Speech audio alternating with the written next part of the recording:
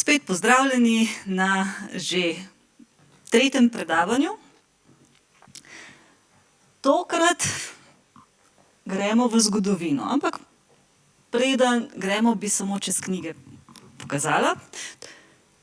Če bo koga zanimalo, prihaja avtor knjige Etimologija besede jantar, je v angleščini. In pa knjige v 3 delih Vojna za Karantanjo.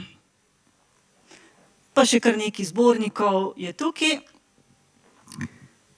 Marko Hrovat je z nami danes, raziskovalec jezika, človek, ki je dekodiral, razložil, prevedel v slovenščino kar nekaj jezikov. O tem bomo mogoče več spregovorili v okrogli mizi.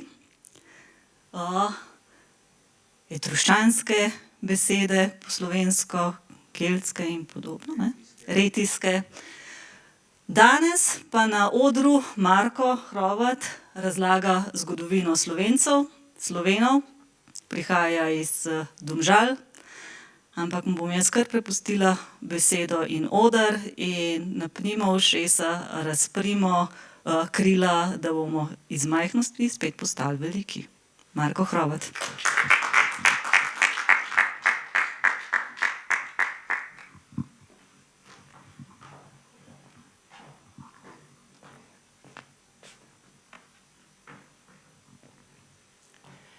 Spoštovani, spoštovane, predstavil sem to predavanje, potem po dolgoletnem raziskovanju zgodovine in jezikoslovja. Nekako sem na začetku enostavno ne vidiš zgodovino oziroma sploh časovni razpon celotne tematike na način, kot vidiš pozneje, ko spoznaš nekoliko več podatkov. In danes bi vam rad predstavil, do česa sem prišel, oziroma kakšno je ozadje, ki ga večina od vas verjetno mogoče sploh nihče ne pozna, s podatki, s slikami, z zemljevidi in z drugimi dokazi.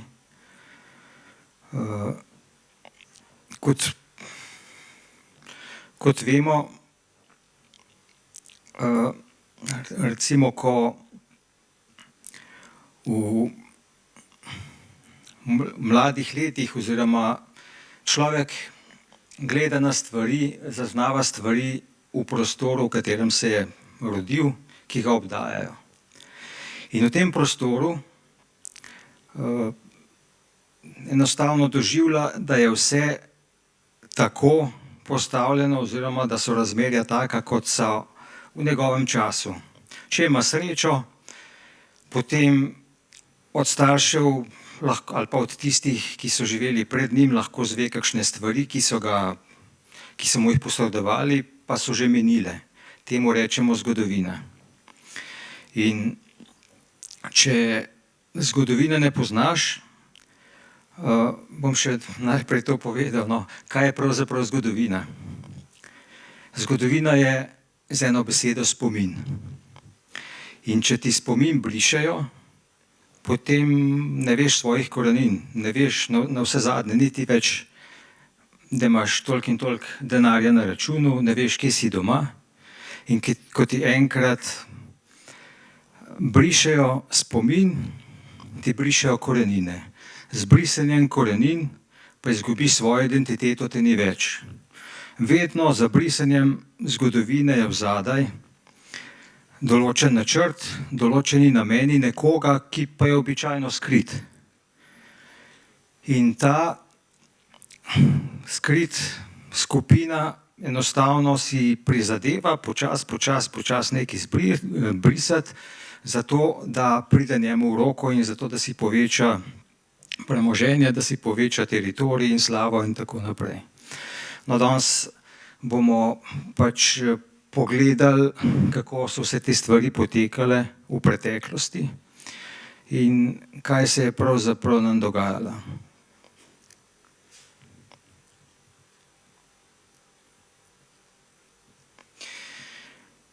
Verjetno ni potrebno posebej razlagati, kaj ta slika pomeni. Mislim, da vsi, ki ste hodili v šolo, poznate pomen te slike, tega zemljevida. To je največja država na našem prostoru, v celotni zgodovini do danes take države, tako velike države, nismo nikoli več restavrirali. In me glede na vso slavo, glede na vse napore, ki so pripeljali do te veličastne tvorbe, verjetno ni nikogar med vami, ki se ne bi želel oziroma želel plavati na krilih te slave, rimske slave. Vsi bi želeli nekako biti del te civilizacije, na nek način tudi smo potomci, ampak ko pogledamo, kako je do te civilizacije prišlo, je pa zgodba nekoliko drugačna. Drugače od Slovencev so oni delovali na drug način. V bistvu vse, kar je tukaj osvojenega, kar je tukaj zasedenega, je bilo zasedeno praktično na način zasedbe s silo. Nobena širitev ni potekala mirno, večinoma ne, ker težko si predstavljate, recimo, da ste v vaši ulici in da greste k sosedu in rečete, če mi boš mirno predal hišo, te ne bom ubil. Tukaj je ista zgodba. Vsak bi se upiral in tega ne bi pustil. Na isti način se je tudi tukaj dogajalo. Pri Noriku je bilo nekoliko drugače, pač stisnjeni v kot, ni bilo nobenega smisla se boriti, so pač predali suverenost, pa ohranili notranjo samostojnost.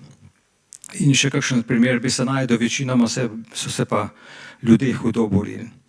In večina ljudi, če jim predočiš, ne samo slavo, tisto, kar se vidi na televiziji, tisto, kar je veličastno, ampak če jim ozadje poveš, koliko energije je bilo treba vložiti, koliko discipline, tukaj ozadje je polno ene discipline bilo treba, koliko odrekanja, koliko stroškov za tem stoji, da so dosegli to državo, bi ga verjetno malo menilo. Ne bi hotel biti več del tega, ko bi moral sam vložiti vse te napore in vse ta odrekanja.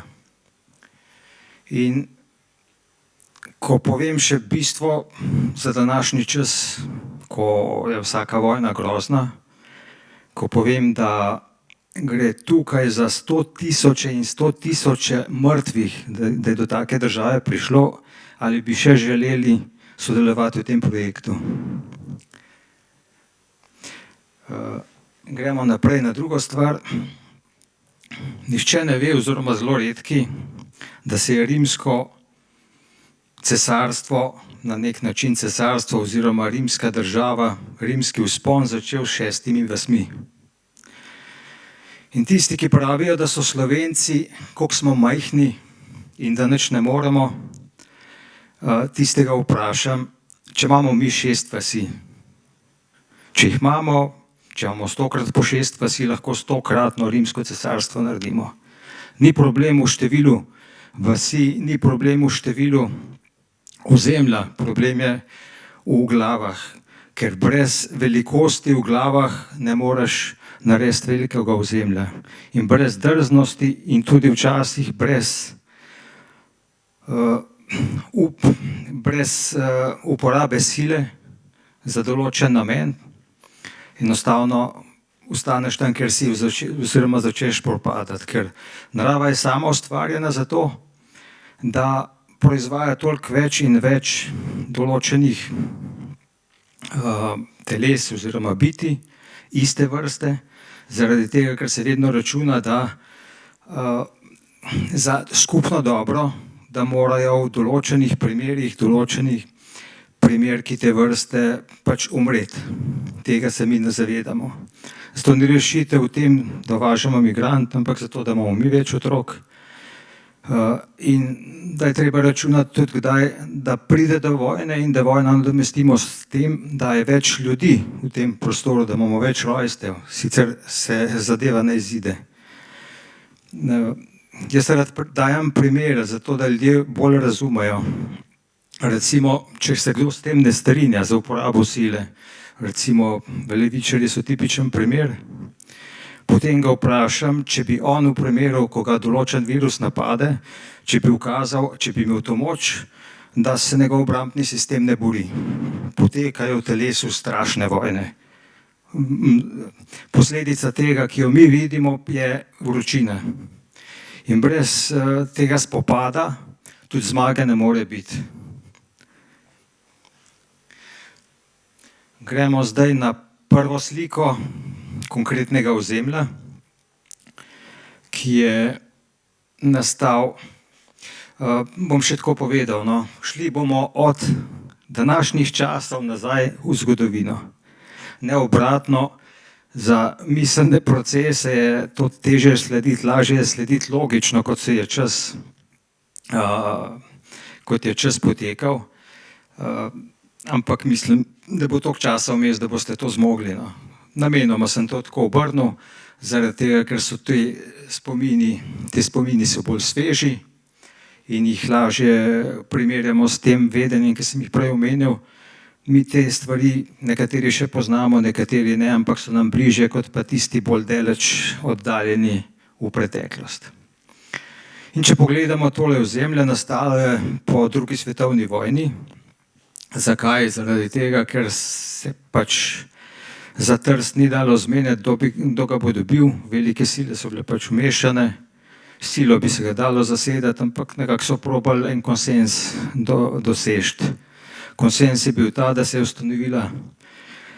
ustanovilo svobodno tržaško ozemlje, nastalo 1947, ki je uporabljalo slovenski in italijanski uradni jezik.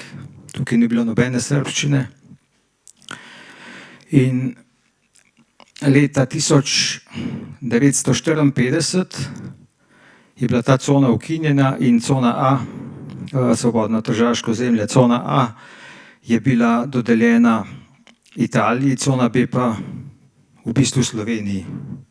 Lahko rečemo Jugoslaviji navzven, ampak v bistvu je bila dodeljena Sloveniji, kar se tudi na določenih zemljevidih z tistega časa vidi, da je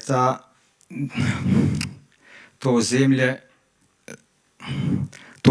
do Mirne in ta del je narisan kot del Slovenije. Se pravi, slovensko-hrvaška meja je bila na teh zemljevidih tukaj po reki Mirni. Kar je pa zanimivo in daje sluti, da se je v zadaj dogajalo še nekaj drugega, druge načrti, pa je občina Piran. To je občina Piran, ki so jo že leta 1952 razdelili na dva dela. Kako so lahko občino razdelili na dva dela, če je bila pa to čisto druga država? V bistvu formalno ne, lahko so pa upravno nakazali že naprej, kakšno stanje si želijo. In to, da so želeli tako stanje, tudi nekaj pove.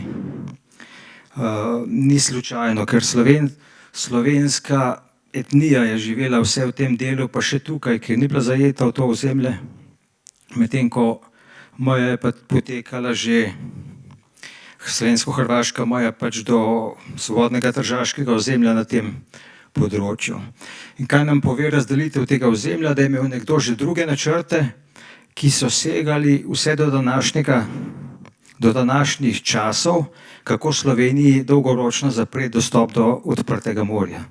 To se je že takrat razmišljalo in so lepo vse to tudi izvedli na ta način, da bojo počasi zaprli.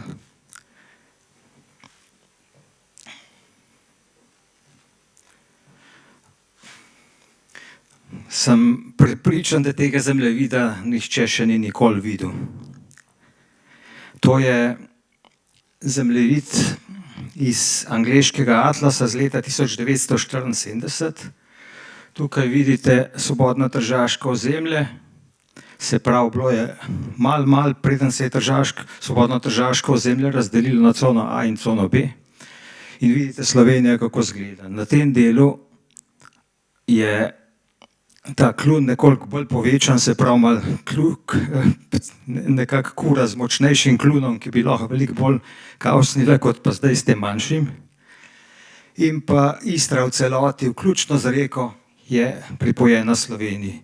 Treba je nekako opozoriti pri tem oziroma opomniti, da ko greš v zgodovino, v tuje vere, ne v domače, vse skupaj kaže, da so se Jugoslovani tako rekoč izgovarjali pri tem, da bi dosegli čim več ozemlja v slovensko dobro. Se pravi, da želijo Sloveniji dostop do odprtega morja, da mora Slovenija dobiti morje, da mora Slovenija to in uno. Zdaj, kaj je tukaj pomembno? Svobodno-tržaško ozemlje, tako kot je bilo razdeljeno na ta način, da je nekaj, približno toliko Slovencev, kot je ostalo v Italiji, toliko Italijanov, ki so bili večinoma v zadnjih 50 stoletjih po italijančini Slovenci, je pa ostalo v Jugoslaviji, se pravi razmerje. Se pravi, Slovenci smo plačali za to ozemlje izgubo svojega življa, ki je ostalo v Italiji. Da v mednarodnih odnosih so te stvari zelo jasne. Ampak to je zemljevid Jugoslavije in tukaj so razmerja, kot so jih z raznih obljub, z deklaracij, z pogajanj, s tem, kaj vse jugoslovanska stran rekla, je rezultat teh pogovorov ta zemljevid. Očitno je Jugoslavija navzven delovala tako, da so povedali, da bo Slovenija izgledala tako. Da bi se nekdo to v Angliji recimo zmislil, tak zemljevid, to ni za pričakovati. To je sigurno iz internih jugoslovanskih informacij prišlo, da je notranja razdelitev Jugoslavije taka. Druga pomembna stvar, jaz želim, da razmišljate zraven, ne samo, da je recimo zemljevid je, ena slika je, en artefakt je in pol gledamo, treba je razumeti in vsako stvar predefinirati, zato da vidimo, kaj pravzaprav pomeni. In to pomeni, da je Jugoslavija eno delala navzven, navznoter pa naredila na svoje. In je Slovence popolnoma prevarala na tem območju, tako da je to ozemlje prilastila si oziroma ga odvzela Slovencem in dala tistim, ki govorijo srbo-hrvaški jezik. To je bistvo, da je zmanjšala slovensko ozemlje. Če tukaj, kar se cone A pa cone B tiče, ko je leta 1954 to pripadalo Jugoslaviji, je bila, da se videti iz zapisov v slovenskih virih, enostavno slovenska oblast, čeprav komunistična, je bila presenečenja, ker so, čim se je to zgodilo, čim so Italijani, ki jim pravimo jezuli, zapustili ta mesta, so iz juga navažili avtobuse in avtobuse južnjakov v ta mesta. To je bilo že vse naprej pripravljeno. To ni bilo nič slučajno prepuščeno. Vse so vedeli, slovenska oblast sploh ni bila prav, sploh ni mogla odreagirati. In zato je danes toliko velikih južnjakov v Primorju. Potem gremo pa na drugo stvar, kakšnih 30 let pred tistim dogodkom. To je pa leta 1918. Leta 1918 je prišlo do razpada Avstro-Ogrske in v tem času je del, ki je pripadal Madžarski, Prekmurje in Medmurje, spadalo k Dravski banovini, Mariborski oblasti in s tem tudi Sloveniji. Potem pa pride leta 1929 do notranje organizacije Jugoslavije na Banovine in takrat so pa to ozemlje Medmurje Srbi dodelili Hrvatom. Zakaj? Zaradi tega, ker so pač prihajali do določenih notranjih trenj. Morate vedeti, da to, kar vam prodajajo v šolah, kar ste mislili, da je prišlo do združitve med Hrvati, Srbi in Slovenci, da je to res bila združitev. Ne, to je bila okupacija srbska čista. Čim je bil podpisan prisiljen sporazum v združitev s Srbi, so Srbi v 6 dneh potolkli hrvaško vojsko z radeljem. O tem se nič ne govori, ampak to je dejstvo. To so dokumentirane, zapisane stvari, če jih pogledamo bolj v globino. Zaradi tega so Hrvati potem pač odreagirali kot so in so zahtevali to ozemlje in so ga tudi Srbi nekako za pomiritev Hrvatov Slovencem odzeli in dodelili Hrvatom. Pri tem je treba vedeti, da Hrvati so si že takoj ta ozemlja lastili za sebe, že takoj po priključitvi, no, to je bilo leta 1919.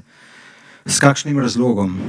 Ne na podlagi nacionalnosti, ampak na podlagi tega, opravičevali so s tem, da je bilo to ozemlje del Ogrske. Se pravi, to je bil zadosti dober razlog za imperialista, da si to ozemlje prisvoji. Dejansko je bilo pa to slovensko ozemlje, tudi samo Medmurje. In sicer, kako to vemo, tudi Prekmurje so si Hrvati lastili z istim razlogom, da ne kdo narobe kaj razumel, ali da jim nisem dosti jasno povedal ali pa preveč skupaj. Prekmurje so si Hrvati z istim razlogom lastili in so trdili, da so pač tam Hrvatje. Kot pa vemo, danes so tam Slovenci in v Medmurju je isti folk. Ni razlike, ljudje so isti, govorijo isti jezik. Leta 1000, no, ko je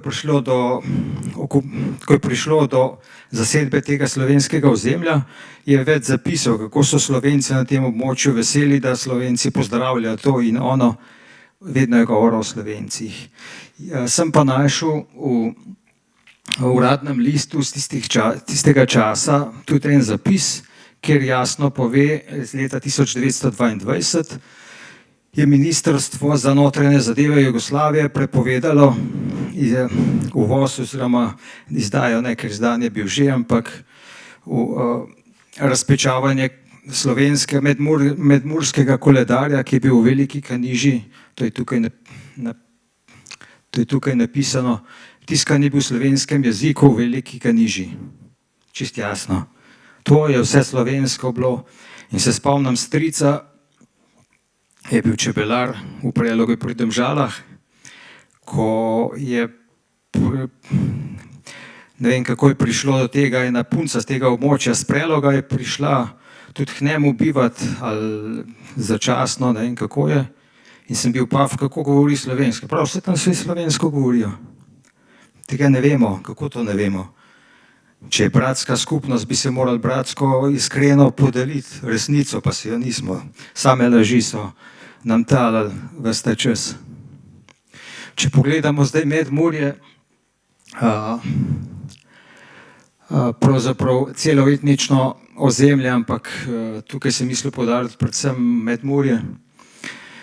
To je karta slovenskega etničnega ozemlja in tudi hrvaškega v 9. stoletju.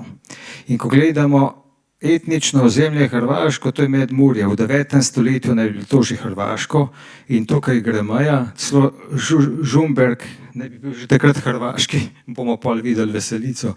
Cela Istra, tako kot je danes, kot poteka danes meja. Da je pa v 1000 letih, da se v 1000 letih ne bi nič spremenilo, je praktično nemogoče. Vidimo pa kakšno še drug podatek iz tega zemljevida razberemo. Tukaj do Drave so Hrvati naseljeni v 9. stoletju, na uni strani Drave pa ni problem, so Slovenci skoraj do Donave razširjeni. Tam ni problem, ker ni več ista država. Tam so lahko Slovenci dejansko realno narisani. Pa v bistvu itak je bilo vse do Donave še slovensko v tistem času. Ne samo tukaj, ampak hočem poudariti to hinavščino, to zahrbtnost srbsko. To je iz leta bilo tiskano v Belgradu, pravilno slovensko. No. Ne vem, če ste vedeli, ko sem se zdaj sam ujel, do leta 1918, pa še nekaj let pozneje, se je stalno skozi vso zgodovino govorilo Belgrad v slovenščini. Z letom, potem pa so levičarji tistega časa sforsirali, da se je začelo urivati v slovenščino Beograd. Zdaj pa nastala situacija, ko cel svet uporablja ime Belgrad, slovensko besedo, mi, od katerih smo pa besedo svetu dali, pa v Beograd, srbsko besedo uporabljamo. Kakšna svinarija. Hotel sem opozoriti še sam na to, no. Kako lahko eno ozemlje, mislim tudi tisti, ki je ta zemljevid risal. Tukaj je en ozek prehod in pol to daleč Slovenci razprostarjeni, tukaj na tem delu pa nekako je vse hrvaško. Dejstvo pa je, da v tem času Hrvati so res bili naseljeni, ampak tukaj sploh ne na majhnem končku, to je v Liki in Krbavi, ampak tega sploh na tem zemljevidu ni. Vse, kar je tukaj bivše jugoslovanskega, to je bilo vse naseljeno Slovenci. Boste malo pozneje videli. Zdaj pa, če pogledamo generala Maistra, to je zemljevid Koroške. General Maister, vemo, da je, mislim, da 23.11. zasedel Maribor, osvobodil Maribor, nemške zasedbe, dolgoletne germanizacije tega dela z v bistvu silo, s mentalno silo in s fizično praktično tudi. In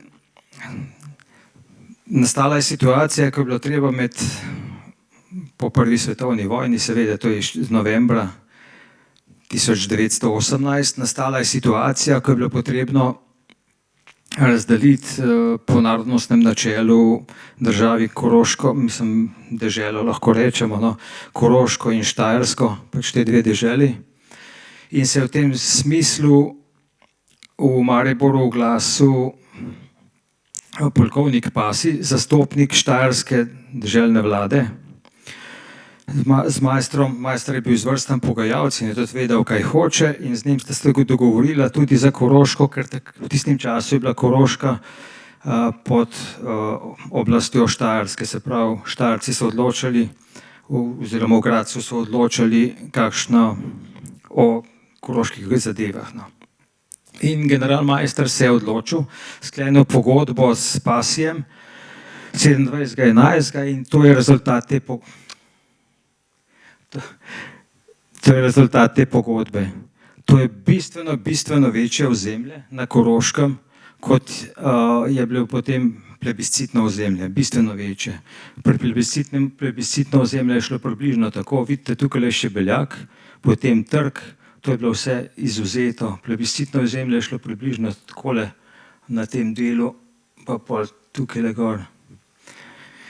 In da je to vse drži, potrjuje tudi, da se je vsa smetana, nemška smetana v Celovcu, ker v Celovcu ni bil nihče od Slovencev v kakšni vladi, to je bilo vse nemško, pač so si vse prilastili.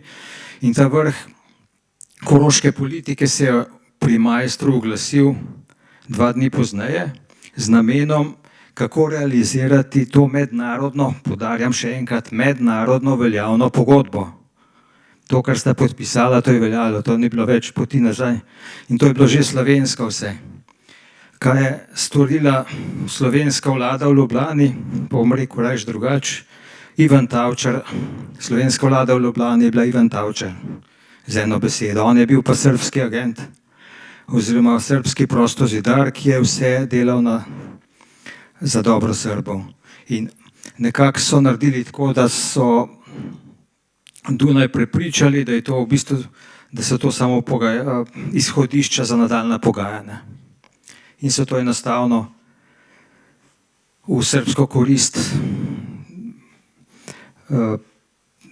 uredili. Zakaj, vam zdaj ne bom povedal. V prvem delu knjige Vojna za Karantanio jasno piše, v bistvu naslov je mogoče malo zavajajoč. Gre za vojno oziroma za boj slovenske Koroške, predvsem za slovenske Koroške v tem času razpada Avstro-Ogrske, je pa tudi veliko govora o zgodovini in celotne koroške preteklosti, kaj se je tam dogajalo z germanizacijo, kako so stvari potekale, kako so recimo na čisto slovenskem ozemlju uvedli tudi nemške maše in nekako silili ljudi, da so hodili s nemškim mašem, in potem je bilo to kar v popisih zabeleženo kot pol nemško ozemlje, ampak v resnici pa čisto slovensko. Če kdo misli, da so druge kdaj Slovenci kaj poštenega naredili, nobeden od naših sodel, ne od Hrvatov, ne od Italijanov, nobeden. S tem, da so bili Madžari in Hrvati in Nemci najbolj pasji, bolj kot Italijani. Tudi Italijani so bili zelo pokvarjeni, no. Ampak to več o tej knjigi dobite tudi, kako so leta 1910 italijanski popis, ker je bilo ogromno ponarejenega, kako so zahtevali ponovitev popisa prebivalstva. Zelo velik, pol so bili čisto drugačni popisi. Enostavno so ogoljufali, kar zapisali po svoje. Še ena zadeva je zanimiva, no, mimogrede, drugega majster je napovedal, da bo potem osvojil Koroško z vojsko verjetno razočaran, in so levičarji iz Ljubljane organizirali protest, železničarski protest oziroma protest na splošno delavskega razreda, zato da do tega ni prišlo, da so vse skupaj onemogočili. Verjetno nobeden ne more verjeti, da je od lastnega naroda, od tistih, ki so danes tudi na tej strani, ki je 4 leta vladala, da so oni sami uničevali Slovence, ampak to se še danes dogaja, pa mogoče tega ne vidite, ne, na tak način. Če bi vam pa razsekam stvari, tako kot vam bom tukaj pokazal, boste malo drugače dojemali in razumeli. To je Istra, verjetno niti ne bi rabo vedeti, mislim reči, sami veste, kaj predstavlja. Ta bela meja je današnja meja Slovenije. Te bele pike tukaj so pa slovenske šole v Istri pred letom 1918. In od uvedbe šolstva, to je bilo po kakšnih 100 let, je tukaj potekal pouk v slovenskem jeziku. Zakaj v slovenskem, če so pa Hrvati tam živeli? Ja, lahko ugibate, kaj je bilo, Slovenci so tam živeli. In to sem našel slučajno v enem dokumentu, v enem popisu, ki se imenuje Poročilo slovenskih šolskih oblastni. Če bi šel namensko kaj iskati, mogoče bi še našel kaj za osrednjo Istro, tudi slovenske šole, ampak nekaj sem imel drugo delo, jaz nisem s tem toliko ukvarjal. Vemo pa iz drugih poročil, da na sredi Istre je bila slovenska gimnazija. Ves ta čas. In če je bila slovenska gimnazija, so morali biti okrog tudi slovenske šole, in to ni hrvaško ozemlje in nikoli ni bilo. Tukaj vidimo Moščeniška Draga, nasprotno vrha severnega dela otoka Cres. Spet sem v uradnih listih našel zapis. 30.7.1919 so slovensko učiteljico premestili na Koroško. Nekdo, ki je prvič to sliši, misli, da se zezam. To je dejstvo. Slovenska vlada je na tem ozemlju, kljub temu, da so Italijani že zasedali, je imela še vso upravno oblast. Plačevala je ljudi na teh koncih, urejala stvari in tako naprej. In dodelila pač na druge konce, oziroma premestila ali pa uvajala kakšne druge odredbe. Tako da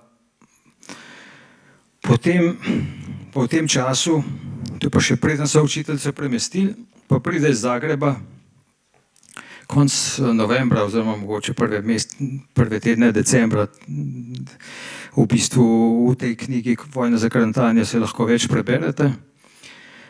Prvega dela nimam, je ravno po natisu, tako da če boste danes naročili, ta prvi del 1990, potem bo po 4 letih cena 25. No. Tako da vam še to, danes imate to ugodnost, naslednjič ne bo več, ko bo že šla. No, iz Zagreba so 1918 sporočili narodni vladi v Ljubljani, čeprav je bilo to pod slovensko jurisdikcijo stoletja, so sporočili, da Istra spada pod njihovo pristojnost. Za razliko od tega, kako je reagirala narodna vlada v drugih primerih, recimo ob zasedbi italijanske vojske, ko je protestne note pošiljala v Belgrad in Italijanom, tokrat se tudi oglasila, ni tiho je zapisala, da je ta odredba samo začasna in da nima nobene veze za končno odločitev. Kar je pa dobro, je pa to, da v bistvu to še zmeraj velja. Ta zadeva ni dokončna in še vedno je odprta. Ne. Mogoče treba Hrvatom to povedati, je pa to dejstvo. In zato, ker opažam, moje opažanje je to mogoče samo osebno, ker opažam, da Slovencem ni jasno, če jim poveš eno stvar, nekaj v slovensko škodo. Nekako Slovenci to jemljajo čist kot nekaj normalnega. To opažam. Je treba drugače obrniti, zato da Slovenci razumejo, zakaj je šlo tukaj pri tej hrvaški odredbi. V bistvu je šlo zato, kot da bi narodna vlada v Ljubljani poslala Hrvatom v Zagreb odločbo, da je Dalmacija pod njenim pristojnostjo. Čistko. Zdaj razumete, o čem govorim. Potem imamo pa Gradiščansko. Tukaj je ta rdeča meja, je stoletna notranja avstrijska meja ali pa goriške, dežele Goriške in tudi avstrijska meja. To, kar je zelenega, je ozemlje londonskega sporazuma, ki so ga leta 1915 Italiji dodelili za vstop v vojno. Veste, da je bila po Soči potekala Soška fronta, ampak centralne sile so bile močnejše in je kazalo na zmago centralnih sil. Leta 1917 so ZDA po zahtevi večnih bankirjev, ki so v vojno ogromna sredstva investirali, so ZDA vstopili v vojno in so pač prevladale. Kar je bistvo za nas, ne bom na druge stvari preveč uhajal, da ne bom preveč časa trošil.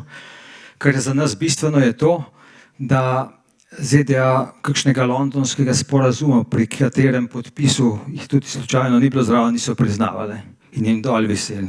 In Italija bi bila cela okupirana, če ZDA ne bi postopila v vojno, tako da so bili lahko samo ti, to so vsi vedeli, koliko je ura in koliko se lahko kdo privoši, kar je ZDA rekla, to je veljalo.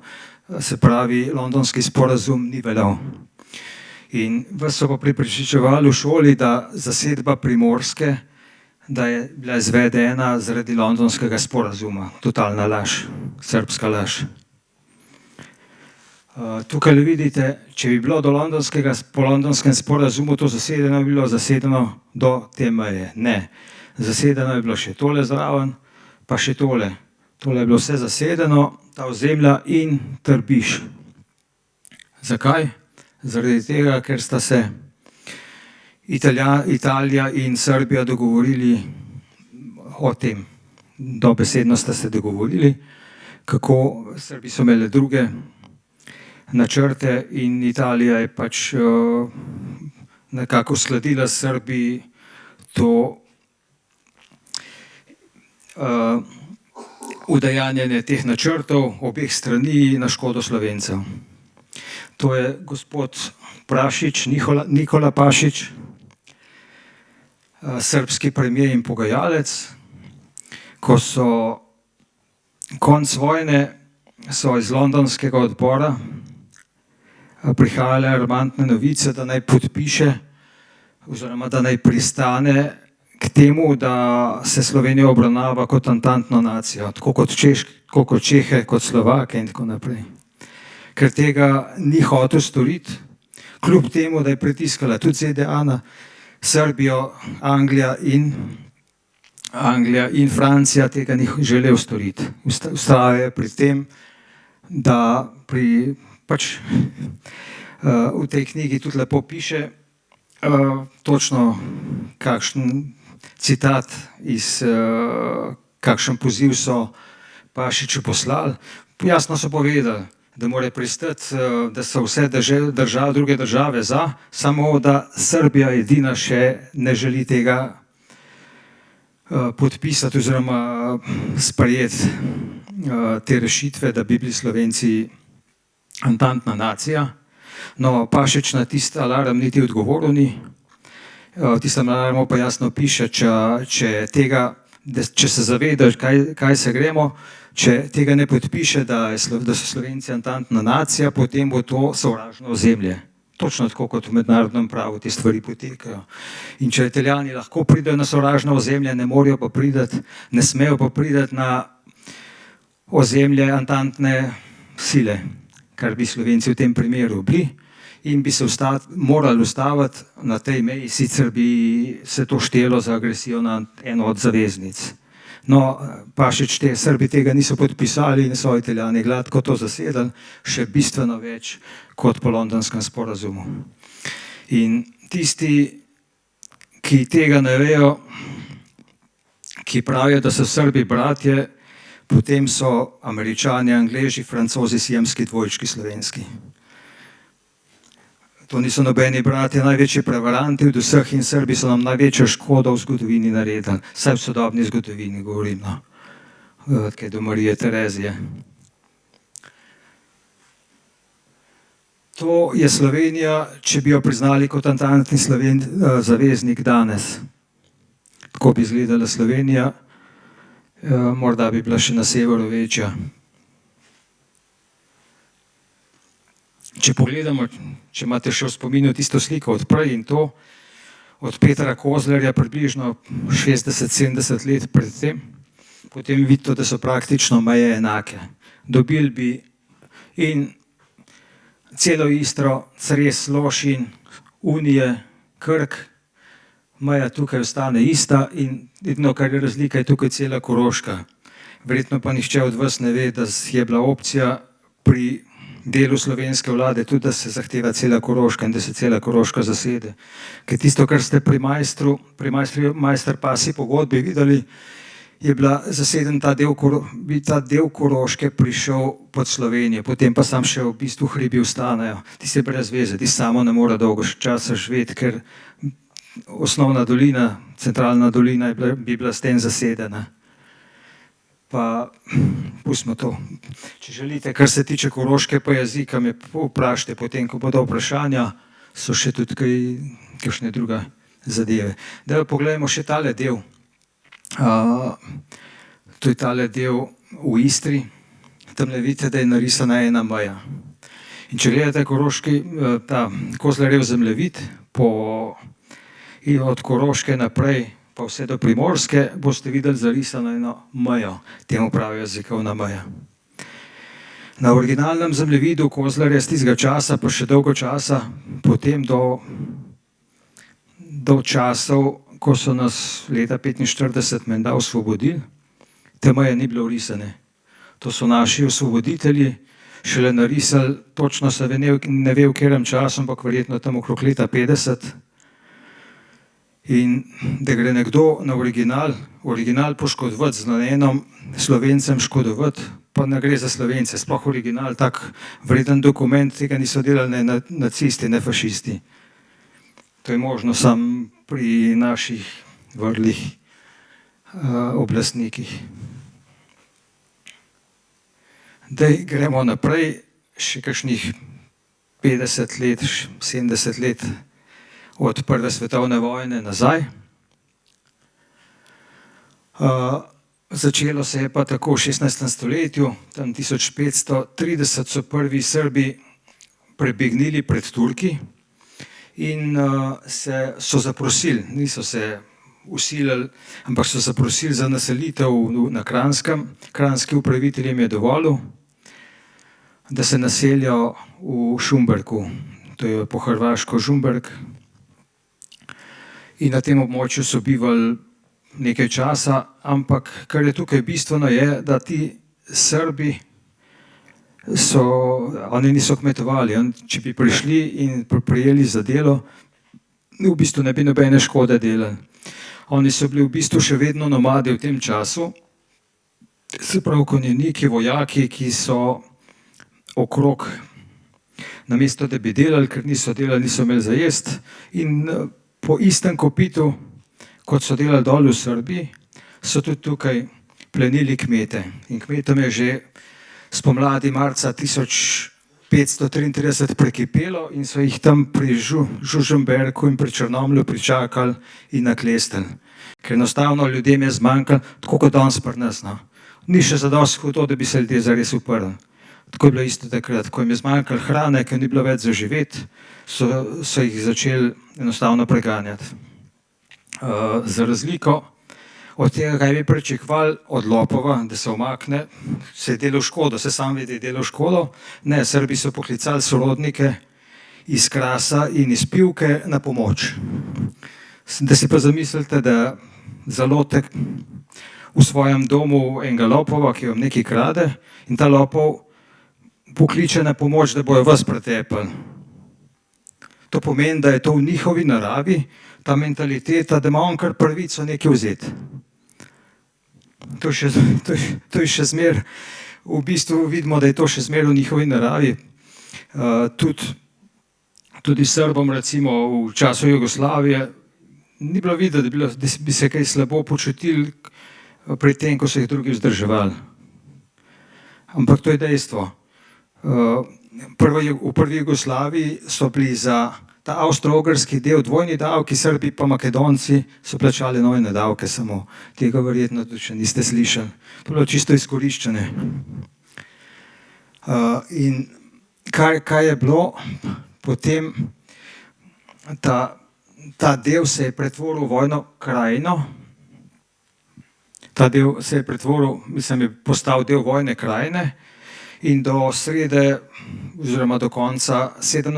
stoletja je to tudi ustal. Potem, ko so Turke namikastali zadosti, da so se preselili v Bosno na drugo stran Save, se je pa počasi začel proces ukinjanja, nekaj časa je še ostalo, ampak v 19. stoletju se je začel proces ukinjanja vojne krajine, kar nisem verjetno povedal, če se prav spomnim, ta del je bil od 8. stoletja vedno del Kranjske. Se pravi, to je vedno pod Kranjsko spadalo in zdaj, ko je bilo to ozemlje, ni bilo več to ozemlje vojne krajine, ki je bila pa ločena enota, ni spadala pod Kranjsko, je bilo jasno, da bo to pripadalo Kranjski nazaj.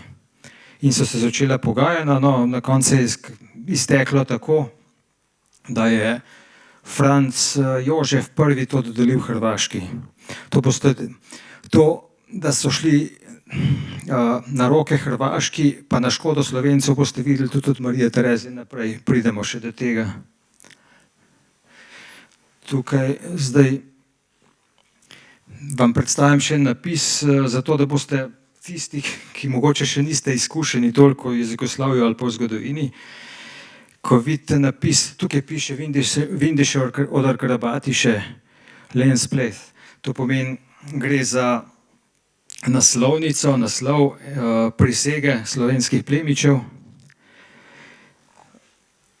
Piše sicer Vindiš ali Vindiše, vemo, da je vedno se uporabljal samo za Slovence, ne pa za Hrvate. Zakaj je tukaj tak zmešan, da Vindiše enači s Hrvati, ne vem, ampak ko pogledamo to besedilo, tukaj ni duha v kakšni srbščini, hrvaščini, niti malo, to je čista slovenščina.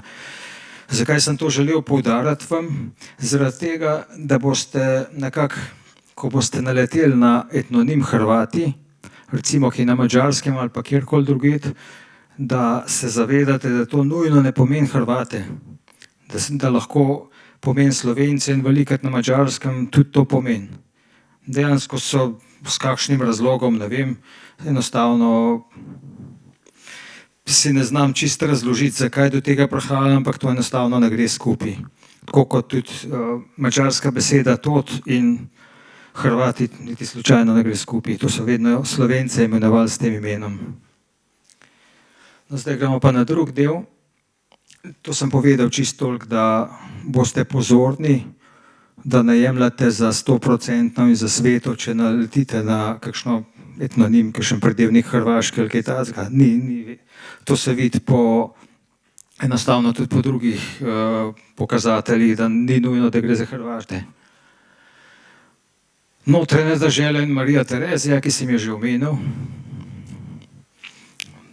Verjetno vsi to cesarico poznate po tem, da naj bi bila najboljša in sploh najuspešnejša in naj. V bistvu je bila pa največja P, da ne rečem do konca, za Slovence. Naredila je ogromno škode, bom tudi dokazal, ne samo za Slovence, nasplošno je bila nekako, bom rekel, šarf po njeno proti Slovencem. In povsod je delala škode in na Koroškem uvajala določene reforme, ki so sicer nekaj izboljšale, ampak kar se Slovencev kot etnije tiče, je pa naredila ogromno škodo. Ona je v bistvu tista, za časa katere se je začel upad slovenstva na Štajerskem, na Koroškem bistveno dogajati, predtem tega ni bilo. Radikalno se je začel zmanjševati v njenem času odstotek Slovencev v teh deželah. Recimo, oni so poslali otroke v šolo, šola se je jih v njenih časih uvedla, nemško so jih načili in so jih dejansko šteli za Nemce. Enostavno, če je prišel tak otrok, oziroma potem, ko je že odrasel na urad, so sam z njim, ni nihče z njim govoril slovensko, ampak so morali nemško govoriti. In s tem, ko to iz generacije v generacijo ponavljaš, so to Nemci. Na koncu so ti Nemci bili čez celo Koroško, večina že skoraj. Oziroma na južnem Koroškem ne, po celotni Koroški pa. In kaj se je dogajalo? To je bila ena država, zdaj pridemo do tega, koliko smo majhni, pa do tega, da smo pred 35 leti po tisočletnih sanjah dobili slovensko državo. Totalna laž, zgodovinska laž, retrogradno ponarejanje zgodovine. Ta država je bila čista slovenska država. Ne samo, da Slovenci nismo imeli svoje države, imeli smo več držav. Ne bom zdaj razlagal detalje, vprašajte me pol, ko bodo vprašanja. Ta država je imela svoj dvor, svojo vojsko, svoj davčni sistem, svoj pravni in upravni aparat, svoj denar, praktično svoje vse. Bila je to zelo rahla konfederalna povezanost z Dunajem in če gledamo, če vas vprašam, danes je Slovenija v Evropski uniji ali pa Madžarska je samostojna država, se to šteje za samostojno državo? Ja, ne. Večina misli, da ja. Ta notranja Avstrija je bila bistveno bolj samostojna v vseh ozirih, kot pa današnje države Evropske unije proti Bruslju. Pa si lahko mislite, kar si hočete. To je bila samostojna slovenska država, da je bila to slovenska država, bomo kmalu pogledali. In kaj je Marija Terezija naredila? V bistvu ene inštitucije so se že prej ukinjale, ampak Marija Terezija je radikalno počistila z vsemi samostojnimi inštitucijami v tej državi.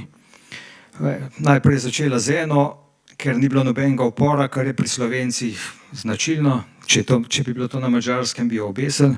Tam se je pač upala naprej, naslednjo leto še nekaj ukiniti in tako naprej, dokler ni popolnoma porezala vsa krila tej državi. Se pravi, v bistvu Slovenci po eni strani sami krivi. Marija Terezija je v njenem času se je začelo že narodno prebujanje kar nekako poznati. Se je zato tudi, ali je ona sama sprožila, oziroma tako, v Evropi je bil sploh ta trend zavedanja jezika, vzrok katerega pa je bilo tisk. Bolj, ko se je tisk širil, večja je bila potreba po uporabi jezika, po učenju jezika, zato da se je lahko prebral, kar je bilo pisalo. In je prihajalo tudi pač do zavedanja o pomembnosti posameznega naroda, posameznega jezika. In tista država, ki sem jo prej kazal, se je končala tukaj na meji Svetega rimskega cesarstva, to je Sotla, tukaj je Sava. In na drugi strani notranje Avstrije oziroma notranjih dežel je bila Slavonija. To je bila pa druga slovenska država. Čisto slovenska, svojim večjemu Zagrebu, če greste gledati zapise. Šiško je predvsem te zadeve zbiral. Gre za popolnoma slovensko državo, s slovenskim jezikom. Hrvaško se je šele začel počasi v 17. 18. stoletju malo poznati, dokler niso v celoti prevzeli tudi Zagreba, tudi vlade s pomočjo Marije Terezije, ki je njim šla z vezami in z denarjem povsod na roko, medtem ko je Slovence povsod overala, da so Hrvate lahko Zagreb prevzeli. Ker Zagreb, ne vem, če veste, je bilo v 16. stoletju, v Vramčevem času, pa še stoletje pozneje je bilo slovensko mesto, se šteje za slovensko mesto. Ona je razdelila Slovenije, začela je pa s tem, da je svojemu dvornemu kartografu naročila, kako naj zemljevid nariše. Se pravi, začel se je s ponarejanjem zemljevidov in še 50-70 let pozneje se je vedelo, da je to Slavonija oziroma Slovenija. Slavonija, verjetno marsikdo ve, da je to samo latinsko ime za Slovenijo. Verjetno pa ne veste, da se je v ogrskem delu monarhije latinščina uporabljala še v tem času Marije Terezije. To je bil uradni jezik. Ampak tam nihče ne govori o tem, da so Madžari Latini ali pa Rimljani, potomci Rimljanov, tako kot govorijo na podlagi nemških zapisov na slovenskem ozemlju, da so to pač Nemci, zaradi nemških zapisov. Nemško pisanje še ne pomeni, da so bili Nemci, in latinsko pisanje v ogrski ne pomeni, da so bili tam Latini. To je pač pisni jezik, ki se je uporabljal kot ena lingua franca tistega časa. Je pa Marija Terezija zaslužna tudi za stvaritev Albancev in Romunov. To bom pozneje na koncu povedal, če nam preveč časa zmanjkalo, oziroma če bomo na tesno s časom, pa lahko pri okrogli mizi. V Albaniji je celo diplomatsko strukturo, diplomatsko mrežo vzpostavila za ta namen. To je dokumentirano.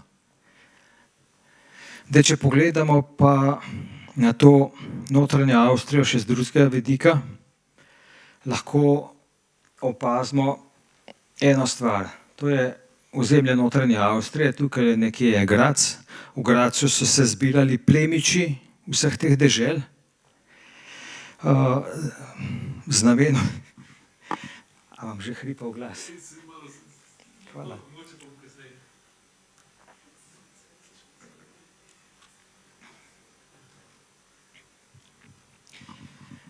V tem času, to je bilo v 16. stoletju, pa tudi sicer so se v Grazu zbirali plemiči, ko je šlo za kakšne skupne zadeve, ki so jih morali urediti.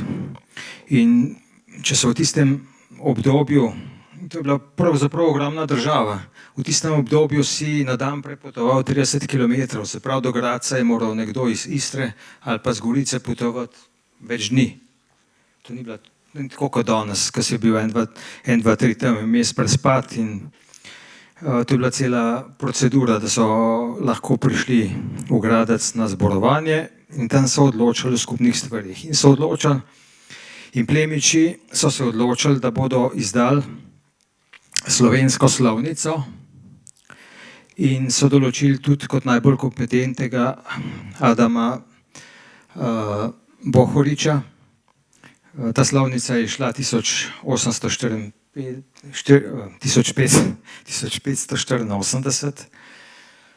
In do tukaj vse prav.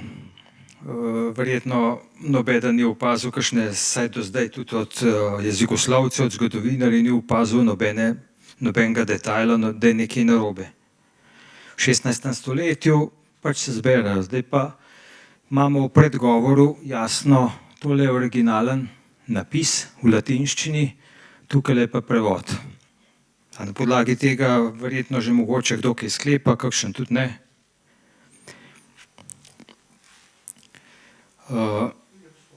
Kaj? Ja, plemstvo v vsakem primeru. Ta slovnica je bila namenjena mladini plemičev. In tukaj je bistven jezik. Ne vem, če je tukaj mogoče od slovenskih zgodovinarjev je toliko pokvarjen nor, ne verjamem, tukaj od vas pa tudi ne verjamem, da je kdo toliko nor, da je iz zgodovinskih izkušenj, da kdorkoli misli, da bi nemški plemiči za svoje nemške sinove vplačali ogromne denarje za izid take knjige. Koliko je bilo to denarja? To je za celo stolpnico danes denarja. Takrat je bila knjiga strahotno draga. In če vemo, da so slovensko slovnico izdali, plačali so jo, pa plemiči so se odpovedali in v korist svojih sinov, to pomeni, da so bili plemiči katere narodnosti. In zgodovinarji bi to morali po vsej logiki vedeti in tudi jezikoslovcev bi morali kakšnemu na pamet padati, no. Pa tega do zdaj nismo vedeli. Jaz sem prvi, ki sem to obelodanil od vseh tukaj v Sloveniji. Ne vem, kaj delajo, ampak v bistvu verjamem, da tudi kakšen nima te kapacitete, tudi od teh, ki so z državnega proračuna plačani, ampak kakšnemu po vseh teh 500 letih bi pa le moral pogruntati, tudi v 19. stoletju. Ne vem, ni nobenega zapisa, da bi kdo to opazil sploh, ta detajl.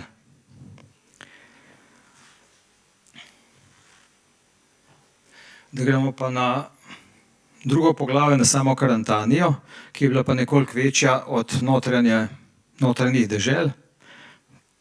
Povezavo bomo potem videli med Karantanijo in notranjimi deželami.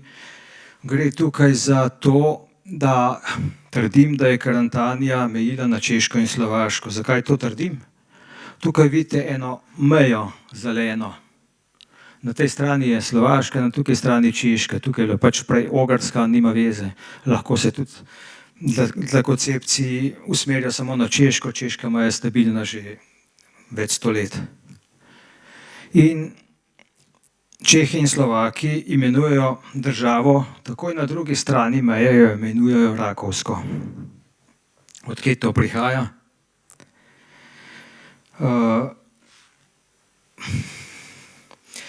Po drugi strani pa naši akademiki, recimo Peter Štih-Omejeni,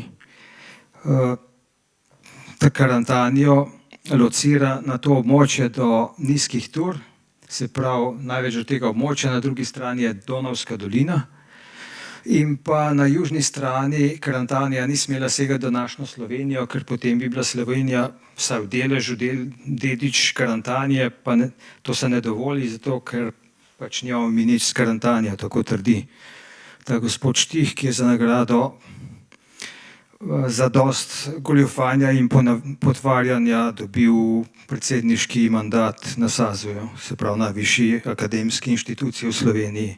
Tako da veste, s kom ima to opravka, ko govorimo o tistih, ki ne bi bili pristojni, da bi delali dobro, Slovenci delajo ravno kontra. Bolj kot škodujejo, bolj so nagrajeni. In to tudi jasno pove, da Slovenijo ne obvladujejo tistim, ki je Slovenijo kaj mar, ampak da Slovenijo obvladujejo tujci, tuji interesi, če že ne tujci. Preko vlade, kakršno ste 4 leta imeli možnost gledati, pa upam, da ne še naslednje 4 leta, ker gre za res strašno golfijo. No, če ta Štihova trditev drži, sta dve možnosti. Ena je, da je ta trditev lažna, druga pa je, da je bila res tukaj med med Češko in pa Karantanjo je ena bavarska puščava. In da druge države na tem območju ni bilo. Se pravi, prva država od Češke na jug je bila pač Karantanja na tem delu. Zdaj, a je to realno ali ni, to je bilo pač malo sarkastično prikazano. Jasno, da ni laž na strani teh, ki nam uničujejo zgodovino in našo veličino in našo preteklost, slavo. In zdaj bom povedal tudi zato, da boste lažje dojeli, zakaj pravzaprav gre. Če pogledamo, odkot ime Rakovsko, a je to po rakih, da če bi bila tam puščava, dvomim, da bi bilo to tok rakov. Če pa ni bila puščava, pa če si predstavljate, da povsod, kamor si stopil, ne samo v potokih pa v rekih, ampak še na njivi, da si praktično težko stopil nekam, da ne bi na raka stopil, potem je logično, da je dežela po take količini rakov dobila ime Rakovsko. Sicer gre pa takole.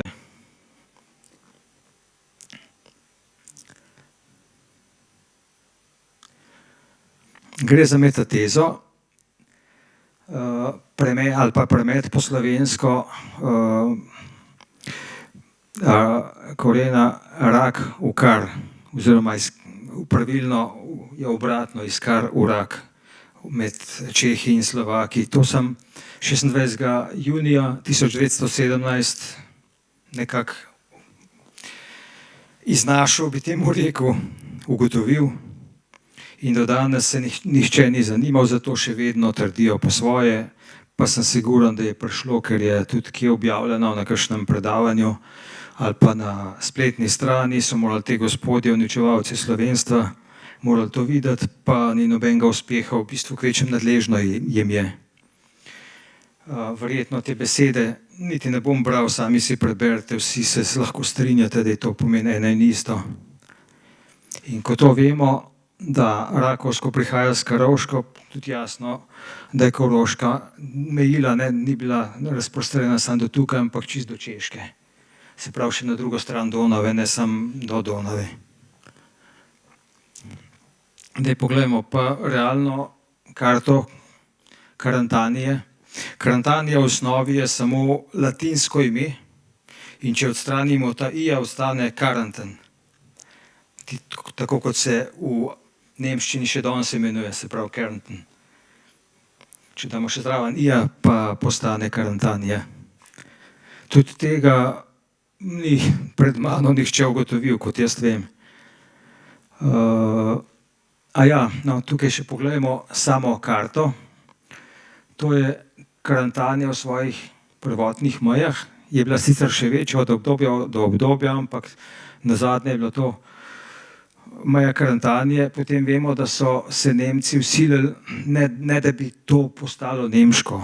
Nemška oblast se je vsilila na tem območju, na Dunaju so se Habsburgi usidrali in tukaj Salzburžani oziroma Salzburška cerkev in pač ta del, obodni zunanji del je nekako prišel pod nemško oblast, pod nemško avtoriteto, medtem ko jedro te države, Koroška je jedro Karantanije, jasno, po slovensko Koroško, je pa ostala.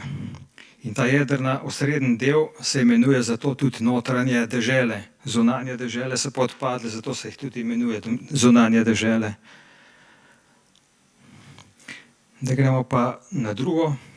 Se še vrnem potem na Karantanijo, ampak v bolj zgodnem zgodovinskem obdobju. Zdaj smo pa še v 15. stoletju, v času celjskih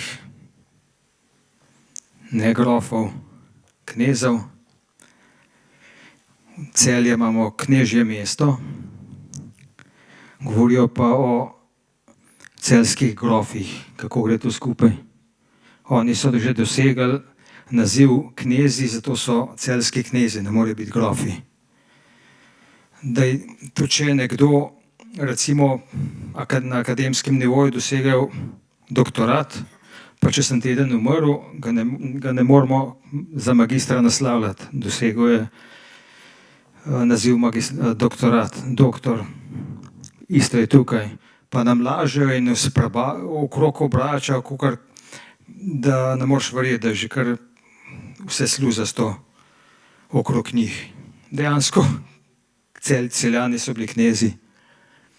No, Ulrik Celjski je bil z Elizabeto poročen, celjski Herman I. pa z njeno sestro Katarino. In kako to danes razumemo, na začetku sem čisto izpostavil, da je pomembno, kako to danes razumemo. Jaz verjamem, da ni nikogar, ki ne bi imel predhodne informacije, ki bi mislil, da je bila Bosna kaj drugega kot srbsko-hrvaško govoreča v tem času. Izhajamo iz sedanjega stanja posrbljene Bosne in to je dobrodošlo v politične namene. Si predstavljate, kakšna sreča tistih balkanizatorjev, ki so recimo v drugi Jugoslaviji čas bratstva in enotnosti pa izpostavili, da so bili že Celjani imeli vezi s Bosno, pa bili poročeni, se smo bili že takrat Srbi pa Slovenci povezani in tako naprej. No, zgodba je bistveno drugačna. To je spet dodatna laž. Če gremo pogledati, ne samo na tem ozemlju, tudi na drugih ozemljih.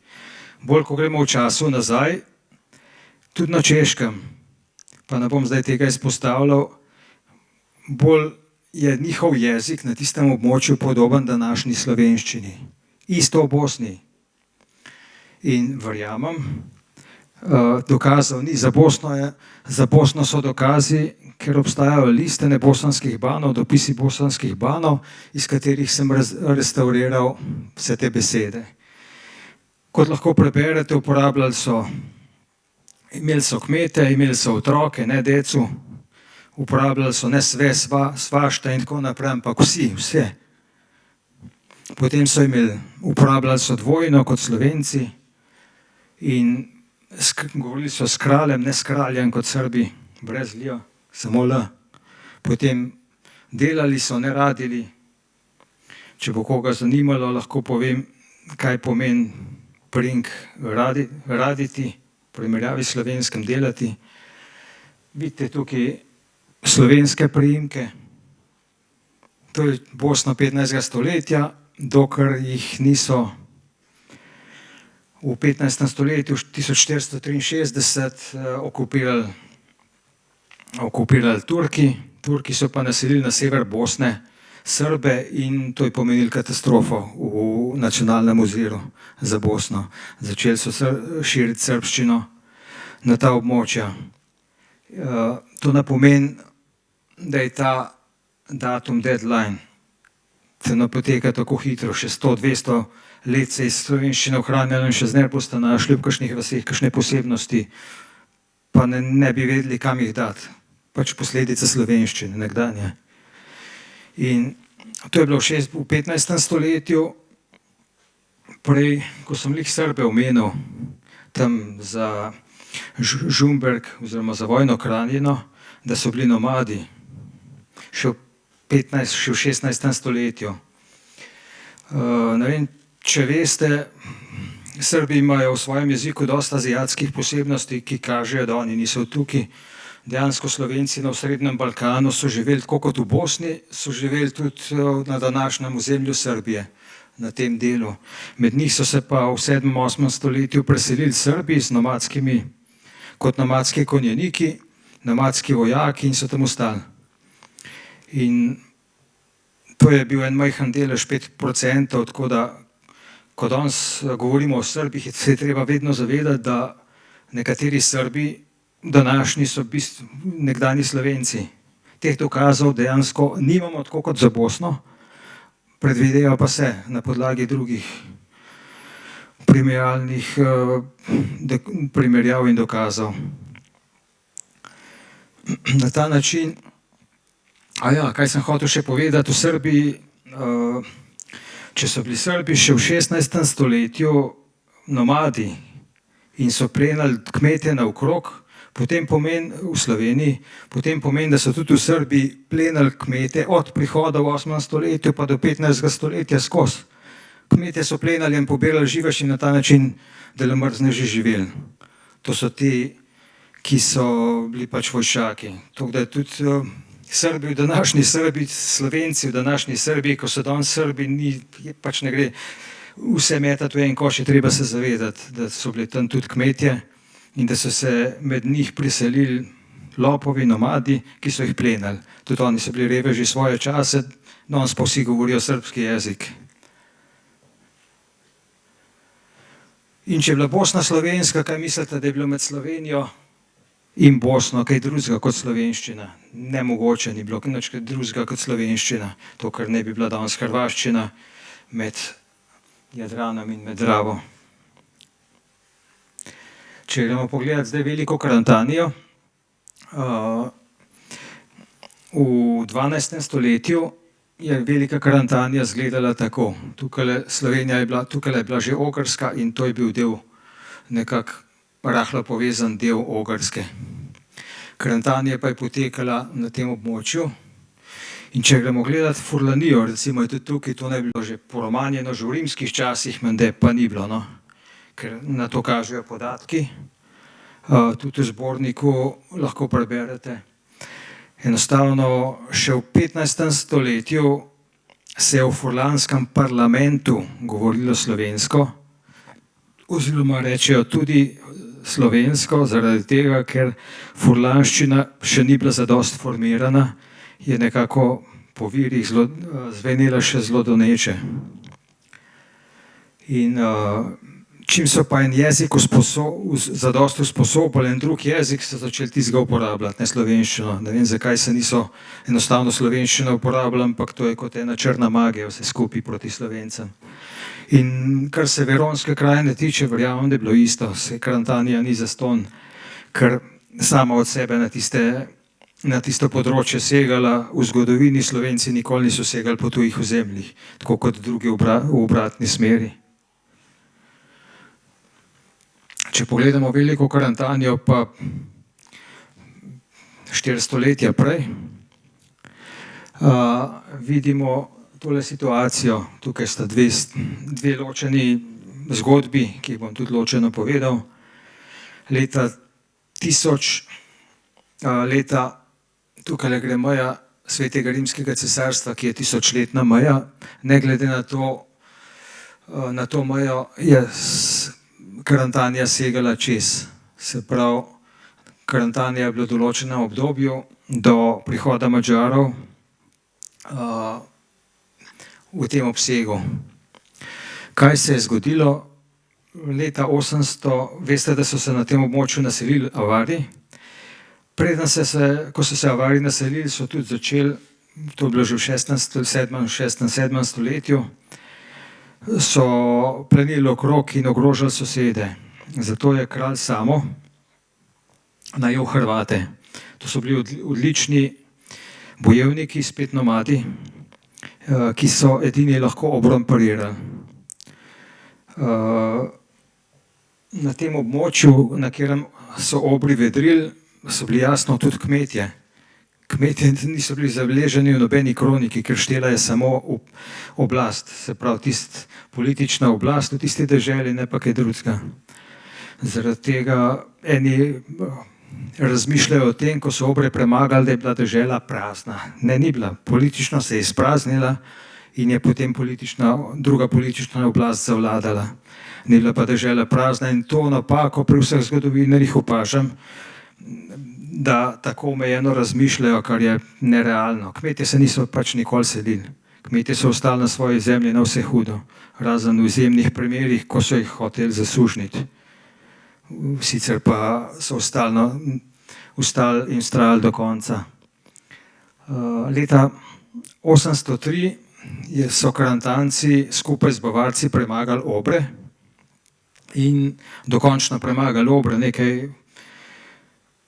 Nekaj bitk je bilo že v koncu 8. stoletja, v 9. stoletju, čisto na začetku 9. stoletja so jih premagali in takrat se je Karantanija razširila na svojo predhodno zgodovinsko ozemlje do reke Donave in Save in do Dinarskega gorstva na tem delu.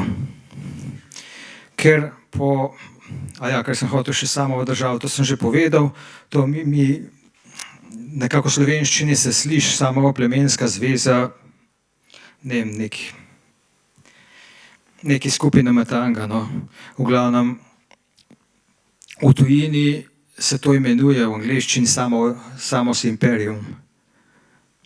To, da boste vedeli, kako naši radi manipulirajo, da čim bolj dotovčejo in čim bolj izničijo tisto, kar je bilo slovenskega. Kar sem tukaj hotel povedati, kar se Hrvatov tiče, Hrvatov po 200 letih niso več potrebovali kot vojščake. Seveda jih je bilo treba vzdrževati. Ves ta čas so živeli na tuj račun, oni so svojo službo upravljali, drugi so jih pa preživljali s hrano in tako naprej. Niso se šlepali tako kot Srbi v vojni krajini, ampak so pač ti zaslužili na drug način. Ker obrov ni bilo več in niso več potrebovali, zato so jih odslovili. Niso jih odslovili nesramno, pri Slovencih tega ne boste našli.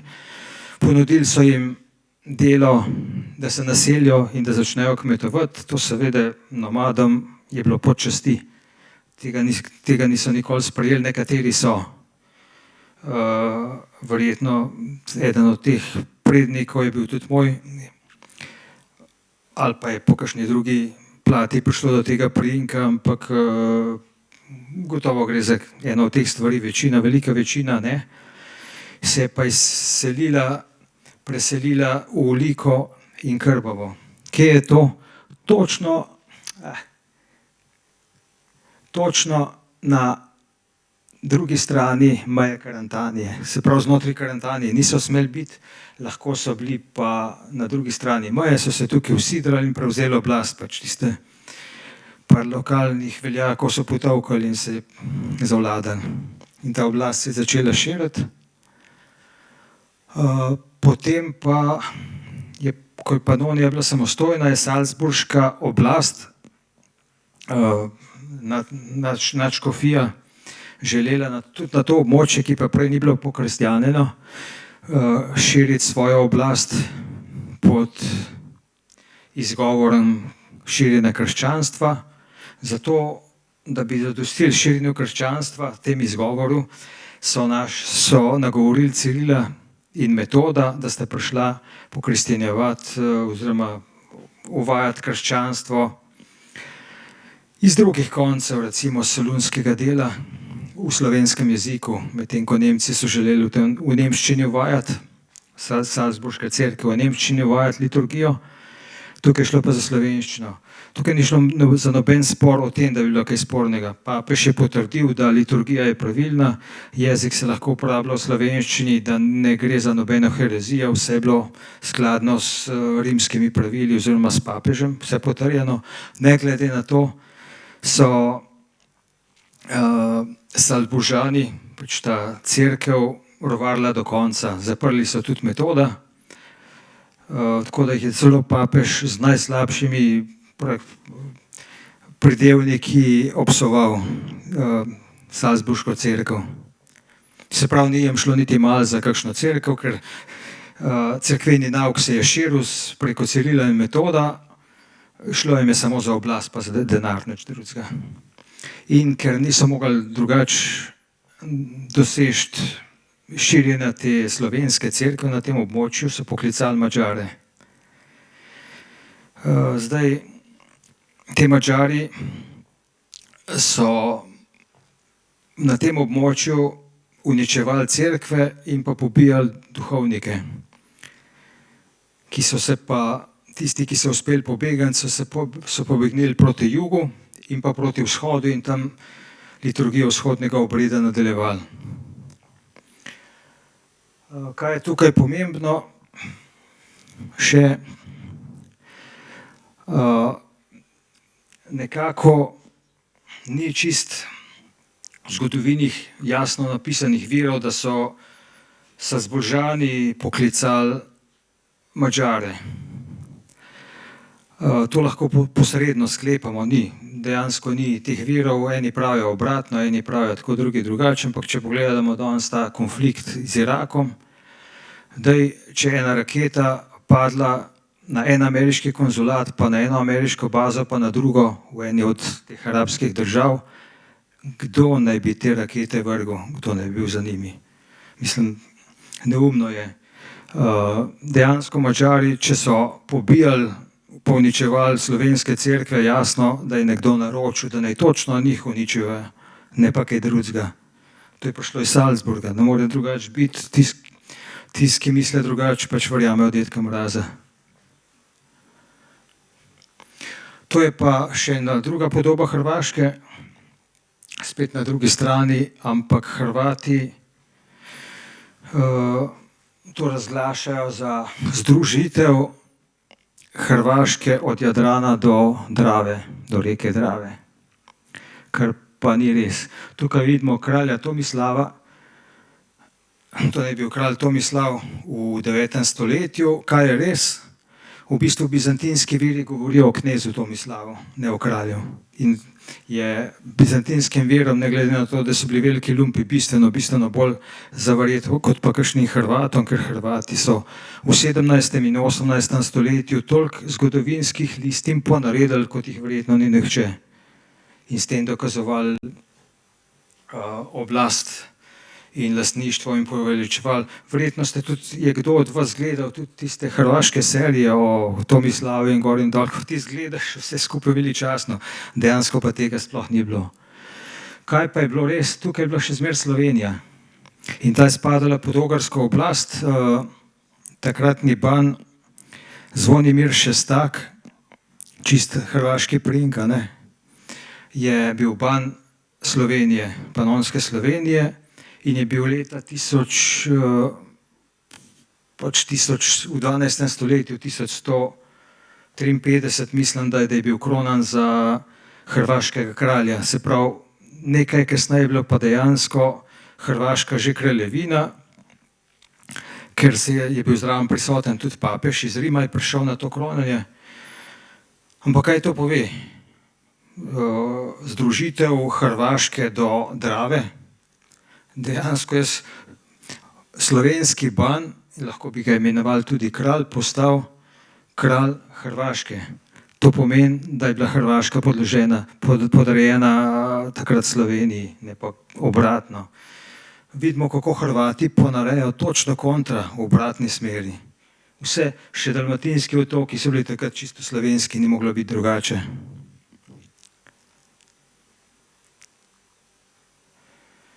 Da gremo pa naprej na malo širšo sliko v Evropi. Tole, kar vidite tukaj, pač tole, kar je bolj temnem, Slovenijo itak poznate, to, kar je pa temno rumeno ali pa rjavkasto rumeno, tole je pa ozemlje, nekdanje ozemlje Slovenije. Tukaj na tem ozemlju so izpričani Slovenci, v Panoniji tudi vemo, da so bili še dolgo Slovenci, tudi za časa Metoda in Cirila, potem je bilo to pa Madžarjeno, Norik je bil jasno slovenski, Vindelicija je pač eno ime, tisti, ki ve, kaj pomeni Vindija, Vendi, je pač dežela, njihova dežela se je imenovala Vindelicija, ampak to je eksonim, endonim, so pa Slovenci in Slovenija, se pravi, oni so to deželo imenovali Slovenija, to je današnja Bavarska. Veneti, Reti, pa Veneti pa tudi več boste našli v tem zborniku o retijskih napisih.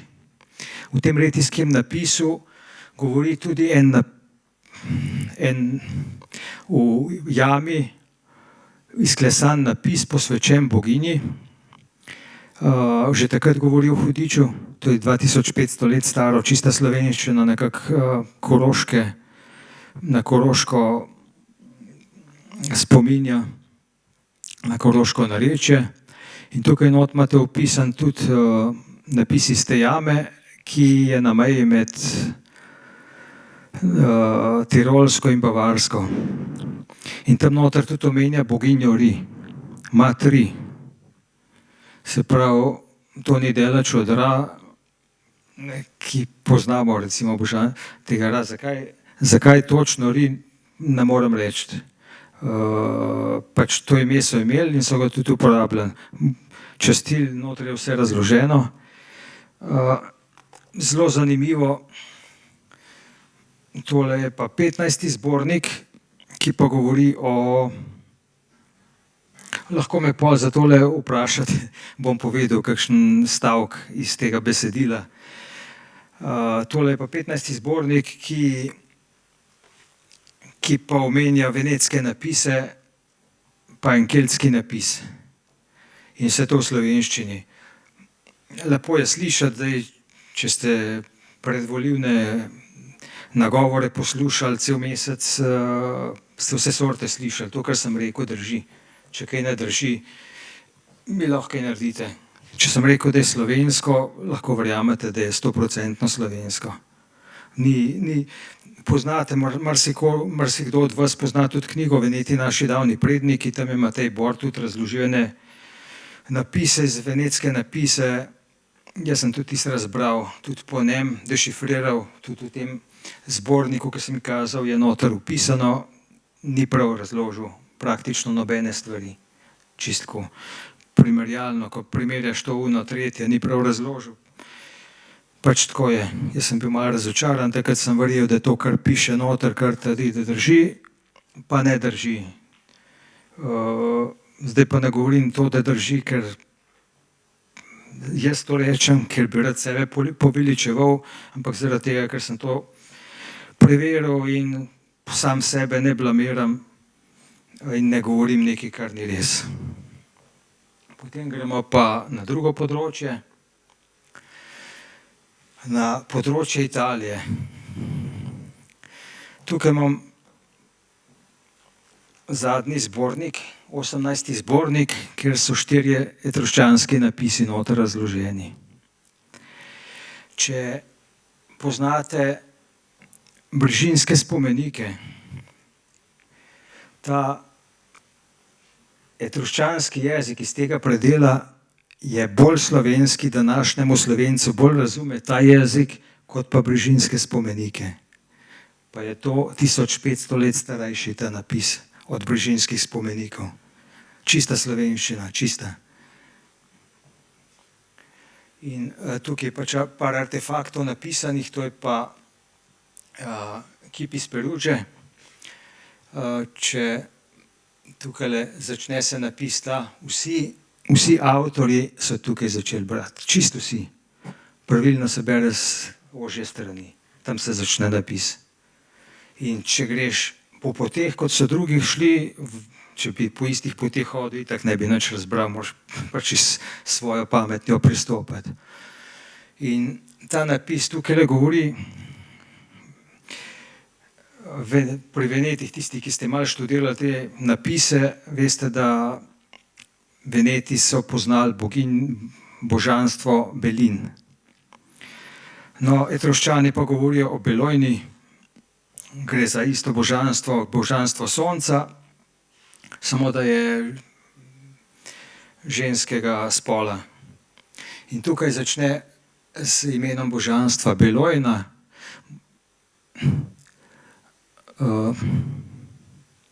Belojna zate naredil po slovensko, kje, kle, naš kip, aj zapel aj na voščilu.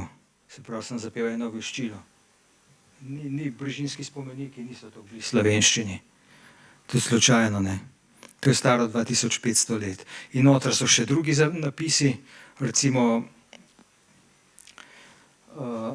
tale, pa ne bom zdaj razlagal, no, več napisov je še en, v glavnem sem se osredotočil na daljše napise, zaradi tega, da sam sebe kontroliraš, da ne zaideš v kakšne lastne domišljije. Da zares, če ni potrjeno na besedilu, potem pač ne drži, moraš sam priznati, da ne drži, ali pustiti, ali pa stokati in stokati z druge strani začeti, pa s tretje, pa dokler ne razbereš. Ne gre drugače. Imamo še stelo iz Novilare, tista ima zadnji še sliko, ki se popolnoma sklada s tem, kar besedilo govori. No, zdaj gremo pa še na zadnjo sliko, zemljevid. Tole tukaj je vse dokazano, da je bilo slovensko.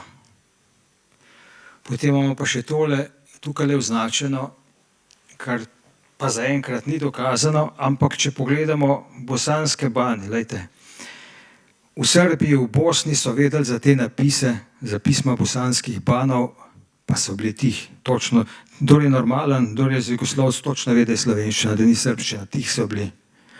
In če so bili tih pri teh napisih, možno, da so tukaj še kakšni napisi, ki so tudi slovenski, je treba še raziskovati, od njih ne boš nič zvedel, bojo tih do konca. Tajili in izvajali ob enem, ko tajijo te stvari, hkrati balkanizacija v Sloveniji, da bi še to požrali, ni dost. Ni ena Srbija dost, ni druga, ni tretja, še četrta bi radi naredili. Ne vem, kakšna pogoltnost nomadska je to. V glavnem, če si mislite, da se zmišljujem to, kar sem narisal, da je pretirano, ob Baltskem morju, tam na Poljskem, so bili še dolgo časa, pa ne toliko dolgo časa nazaj Slovenci, še danes so nekaj ostankov enih Slovencev. To je isti folk. Tudi na Češkem so govorili slovenski jezik, to je dokumentirano, pa nam rekel, da čisto slovenščino, tako kot je danes, v glavnem niso, jezik se ne imenoval češčina, ne bohemščina, ampak slovenščina. Ko gledamo arabske vire ovaduhov, v bistvu so prišli gledati nekakšni agenti, ki so delali za svojo državo, so bili pod pretvezo popotnikov po Evropi, so si ogledovali zemljo, ozemlje ljudi in so o tem poročali. In poročajo, da od Mainza, veste, kaj je Mainz?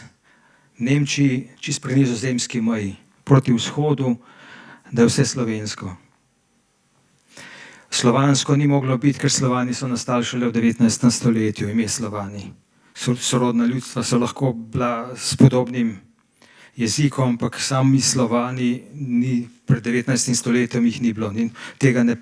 V zgodovinskih virih tega ne boste našli. Interpretacija, kaj sklavoni pomeni, pa sklavi, to je pa drugo. To pa niso Slovani. Če ni bilo besede Slovani, tudi Slovanov ni mogli biti. Sorodna ljudstva pa absolutno. Od Rusov, Ukrajincev in tako naprej. In ko pogledamo Madžare ali pa Bolgare, Bolgari so se priselili tam v 7. stoletju in so to ozemlje podvrgli in naredili na državo. V 9. stoletju so s statutom izenačili domače plemstvo in njihovo turško plemstvo in od takrat naprej so Turki utonili v tem slovanskem ali pa slovenskem morju. Medtem ko pri Madžarih je bilo pa čisto nekaj drugega. Madžari so stalno držali vodstvo, plemiško strukturo v svojih rokah, zato se je njihov jezik iz tega predela, kjer so se prvotno naselili, razširil še na druga območja. Približno 100 let nazaj, ja, te je že več, sred 19. stoletja je bilo Madžarov pod njihovo državo 38%, jih je govorilo madžarsko. Poznaj, okrog leta 1910, 54% in do leta 18 že bili 60%. Si predstavljate, kakšen genocid oziroma etnocid je to moral biti. Slovenci, kako pa Slovenci naredijo? Grem Baraga ali pa podobno Angleži, recimo v Angliji. Brejo, kaj pa začnejo širiti svoj jezik. Pri Slovencih je pa ravno to problem. Gre Baraga, recimo, ali pa kdo drug v Ameriko in tam piše, namesto da bi slovenščino širil, malo se hecam, no, Sam hočem vam dati primer, kaj se dogaja v majhnih slovenskih glavah, zakaj se slovenščina ne more po svetu širiti in je to napačno, kako delamo. Gre Baraga med Indijance in tam piše indijanske slovarje in enostavno njih poveličuje, sebe pa pozabi. Tako je pri Slovencih. Drugi pa pridejo in uveljavijo svoj jezik. Če tega ne zamenjamo, ne bomo pač propadali. To je napačen način, samo zato sem izpostavil. Če prideš na jug, jaz sem prišel na jug, tudi v Bolgariji sem bil lansko leto, sem slovensko govoril. Smo se že sporazumeli, ni bil problem. Pa kaj pokažeš, ni problem. Tudi v Srbiji sem slovensko govoril. Kdo od Slovencev gre čez hrvaško mejo, že takoj srbsko, jaz nisem srbsko izustil, niti besede ne. Drugače pa po angliško, če ne gre. Zakaj se bomo podrejali okupatorju pa enim nomadskim primitivcem? Za koga? Slovenščina je toliko vreden jezik in prevreden, da bi ga tako zapravljali za ene nomadske primitivce, za ene nomadske napeteže. Kar se tiče Srbov tukaj, ne bom preveč besed zgubljal, v bistvu so isto prišli v podobnem času kot Bolgari, imajo tudi določene azijatske posebnosti, njihov jezik, ne bom nekaj opisanih v tem zborniku, predvsem pa v 16. zborniku je podrobno napisano, pa nekaj tudi tako, v tistem zborniku je več opisano o posameznih jezikih po celi Evropi, ne samo to, kar smo danes govorili. Potem imamo Albance, recimo, še Albance pa Romune bomo obdelali, pa smo pa končali.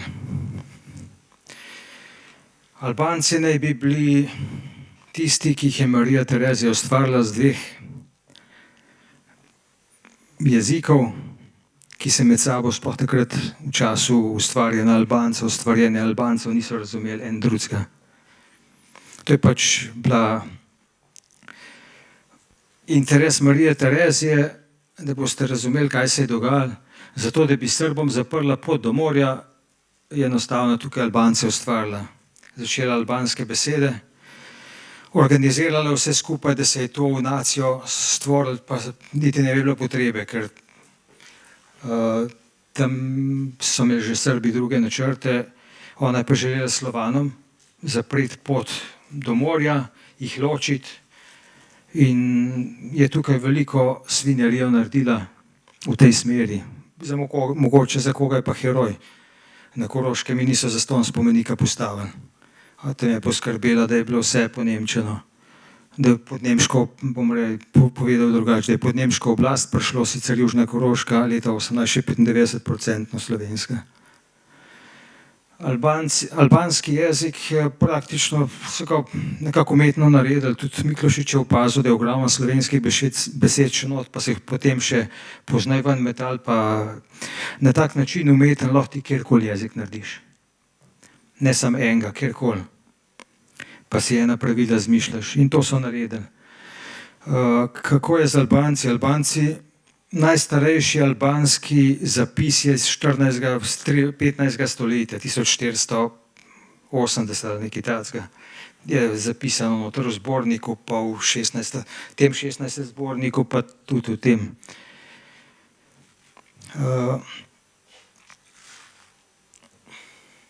To so bili v bistvu pozni priseljenci, vidite, da so bili to pozni priseljenci Bizantinskega imperija, ko je Bizantinski imperij začel propadati, so vzeli vse, kar je sam hotelo recimo ustvarjati ali pa braniti kakšno mejo, saj pod kakšno pretvezo. In vemo, da to ni bil kakšen domorodni narod, domorodno ljudstvo, ker oni niso kmetovali. Tako kot vsi nomadi, vsi te, ki so priseljeni tle, to so bili vsi nomadi, ki sami niso živeli, ampak so plenali kmete. In tudi Albanci so poročila o tem, da so plenali kmete in jih izžemali in tako naprej, so jim plačevali tribut, tako kot pri vseh uzurpatorjih. In se pravi, pozen prihod in kaj še pomembno, ko so Turki prišli, so bili, vsem domačinom je bila dopuščena uporaba njihove vere, njihove tradicionalne vere naprej, Albancem ne. Se pravi, da so morali, Turkom je bilo jasno, ne rabijo nobenih slovenskih zgodovinarjev, da bi jim potvarjali zgodovino, so jasno vedeli, da niso in so morali sprejeti muslimansko vero. Glede na to, vprašanje, s kje je bilo to vse natepeno, ampak saj en del je pa moral biti pretepen iz Severne Afrike oziroma iz Arabije, ker geni, recimo rodoslovje, oni so haploskupine E1b, ta je pa najbolj pogosta v Severni Afriki pa v Arabiji, pač iz tistih koncev. In Marija Terezija je tista, ki je pravljico o Albancih kot o Ilirih vzpostavlja in danes ljudje na pamet to razširjajo. Totalna neumnost in nič se ne sklada s tem. Potem imamo pa še Romune. Romuni, če vas vprašamo, odkje Romuni, boste vsi, ali pa vsaj tisti, ki ste malo bolj načitani, rekli, da izhajajo iz Rimljanov. Vemo, da so bili Rimljani v Angliji, kar nekaj, 200 let, so imeli zasedeno Slovenijo praktično, mislim, da 500 let. Tole je bilo pa zasedeno manj kot 100 let, ta predel. In Slovenije, ko rimske oblasti ni bilo več, nekaj časa so mesta še živela, ampak ker jih nihče ni branil, so morali spokati in sledov o kakšnem romanskem jeziku, o latinskem jeziku, to slučajno ni ostalo, pri nas ne, tukaj pa ja, totalna neumnost. To sem spet jaz ugotovil, zakaj je šlo pravzaprav, sem ugotovil, ko sem preučeval tudi Albance in druge stvari. Šlo je za to, da so Turki v 13. in 14. stoletju malo Azijo zasedali, nekatere dele Azije prej, nekatere poznaj, in so se z tistih predelov domačini preselili v evropski del. Potem, ko so zasedali Turki še evropski del, so se pa preselili na drugo stran Donave in tam bili to, kar so bili Romani oziroma Romuni. Ampak seveda preselili so se med slovensko prebivalstvo in nekako niso tam prevladali daleč od tega. Ne vem, če veste, do 17. in 18. stoletju je plemstvo in cerkev uporabljala slovenščino, staro, tako kot jo Miklošič imenuje, staro cerkveno slovenščino. V tem jeziku so pisali. In tudi najstarejši dokument romunski je iz 16. stoletja. In ko noter vidiš tiste besede zapisane na začetku, je čista slovenščina, ne srbščina, kot bi pričakoval. Ker tukaj so Srbi, Romuni so še bolj vzhodno. Pa je tisti zapis čista slovenščina. Slovenske besede so noter zapisane, recimo tudi tukaj v tem zborniku. Par tistih besed boste lahko prebrali.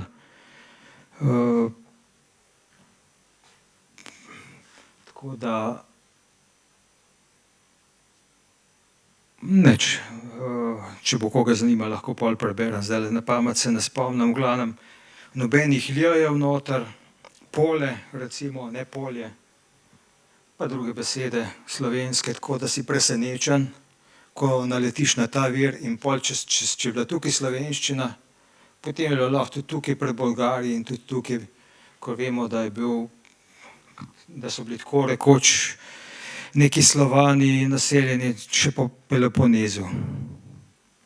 In tudi za Cirila in Metoda, ona dva sta bila, saj za Metod, iz Soluna, in zapisi pišejo, da tam okrog Soluna pa še slovensko govorijo, ne slovansko, ali pa makedonsko, ne, slovensko. Zdaj, s tem sem bolj ali manj končal. Tukaj je zgovoren napis, če bi ded naš ne zagrešil, pa bi se drugače obnašal, pač naši dedje so bili preveč pošteni, niso hoteli delati krivice drugim, ampak to je pripeljalo do popolne degradacije, skoraj do uničenja slovenskega jezika. Edini ostanek od cele Evrope je samo še Slovenija. In še to bi radi srbizirali. Če želite naročiti, tukaj boste dobili direktno brez poštnine zbornike, drugače na polomin.si trgovina. Če ima kakšen interes za dodatno predstavitev, vidite moj mail napisan na to, na ta mail pošljete. Če želite biti obveščeni, ker o raziskavah recimo vsake toliko časa se zgodi konferenca, enkrat na leto, 2 leti, pa kakšna predstavitev, pišite na ta naslov, pa da boste dobivali obvestila. S tem bi zaključil to predavanje, upam, da ste izvedeli kakšno novo stvar, prepričan sem, da ste izvedeli kakšno novo stvar, ampak da vam je bilo zanimivo. Ok, hvala.